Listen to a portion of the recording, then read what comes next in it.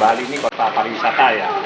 Jadi tingkat pembuangan bayi itu setiap tahun itu pasti meningkat gitu karena pada suatu hari itu ada anak ditempatkan di rumah sakit. Jadi bayi itu pastinya hanya berharap ada yang menyelamatkan. Itu yang terketuk pertama kali di hati saya. Oke, saya akan bersedia merawat bayi ini. Awalnya saya rawat dengan istri aja.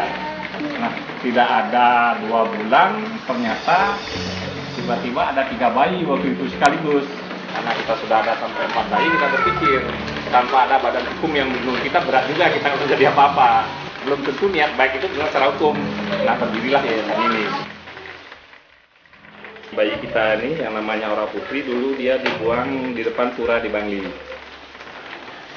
Yang parah itu biasanya kalau dibuang di tong sampah, ya sampai akhirnya ada sampai dimakan binatang, itu ada juga. Mungkin waktu itu itulah artinya jalan terakhir yang bisa diperbuat oleh ibunya gitu. Bayi kita yang punya kendala kan ada 2. Yang namanya Bima itu ceritanya bayi itu begitu lahir dibiarkan, sudah dalam keadaan koma, ada warga yang membawa ke rumah sakit. Nah, setelah di rumah sakit karena tidak ada yang membiayai, jadi ibunya juga sudah meninggalkan begitu saja. Akhirnya kita Yayasan Sayang Bali membiayai. Penjelasan dokter bahwa anak yang sempat koma jadi sekian persen sarafnya tidak berfungsi. Anak itu sekarang umur 1,5 tahun belum bisa duduk dan termasuk kakinya juga kena, sarafnya itu tidak begitu sempurna gitu. Kalau untuk Amel ini ceritanya dulu waktu baru lahir dia dilahirkan di rumah sakit. Jadi baru lahir pahanya sudah patah. Setelah itu bayinya lahir cacat berat. Tangannya juga tidak terbentuk, jadi tangannya kelipat, telapak kaki juga kelipat. Ibunya itu sebelum lahir kemungkinan dokter itu ibunya itu pergi ke dipijat. Jadi perkiraan dokter itu mungkin mau digugurin langsung dibuang.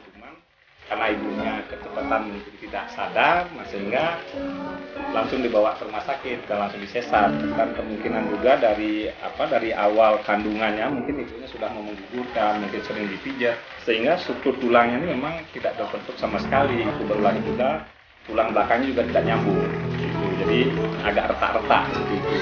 Syukur sampai sekarang untuk Amel terutama umur sampai 2,5 tahun ini mentalnya tidak ada masalah. Dan ini kita akan terus melakukan operasi lanjutan, ya semoga ada keajaiban buat mereka. Jadi mereka masih tetap bisa ceria dengan kakak-kakaknya, dengan adik-adiknya bisa bernyanyi. Jadi semangat mereka ternyata lebih luar biasa. Saya kebetulan Hindu, di ajaran kami bagaimana cinta kasih sesama umat manusia.